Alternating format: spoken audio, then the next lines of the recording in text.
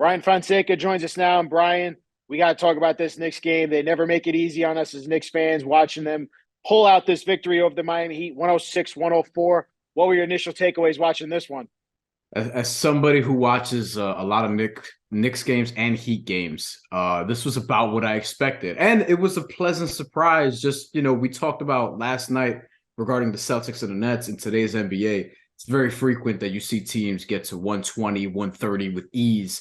And to see a game that's a little bit lower scoring that didn't even reach 110, that was nice to see. But two teams who are similar in terms of build and how they play and things of that nature. But it was a throwback in a lot of ways, and neither team makes it easy. And I thought that the Knicks, at a couple different instances, were trying to give the game away. RJ Barrett with some turnovers late, and then Julius Randle, they got the call right. He did slip.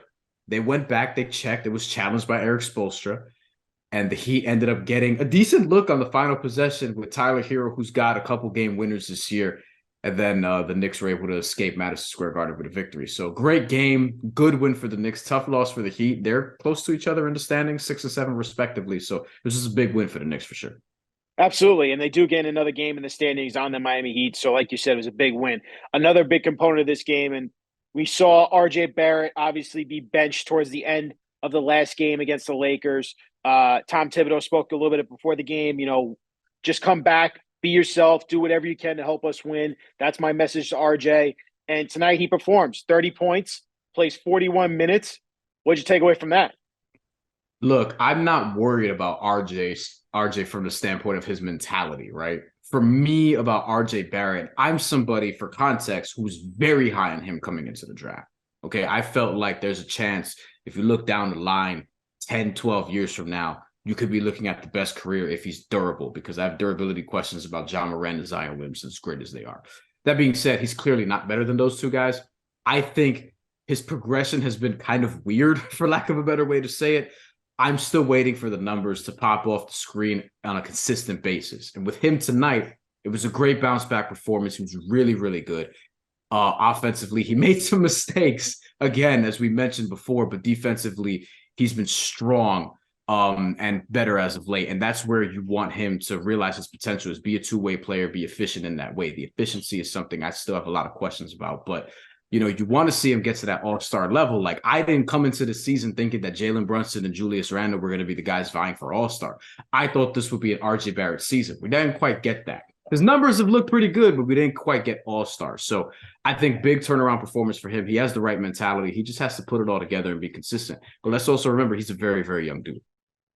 He is a very young dude. And you mentioned, he is kind of the third option on this team when you think about the way it runs between Jalen Brunson and Julius Randle. And obviously the news came out today before the game. Jalen Brunson didn't play tonight, and you saw RJ Barrett defect on the game. He scored more and he was more effective on both ends of the court. Another thing that came out, obviously, is Julius Randle was named All-Star for the Eastern Conference. It's his second time being an All-Star as a New York Knick. That didn't shock a lot of people. What did shock a lot of Knicks fans, though, was Jalen Brunson didn't even get a reserve spot. What'd you take of that? And I didn't think the Knicks were going to get two. So for me, I feel like Jalen Brunson should have been the choice, but Julius Randle's been excellent. Like, let's not, maybe not excellent, right? But he's been really good. He's been awesome on a lot of different nights. He's looked a lot closer to the version he displayed 2 years ago. Most improved player, All-NBA, All-Star that year.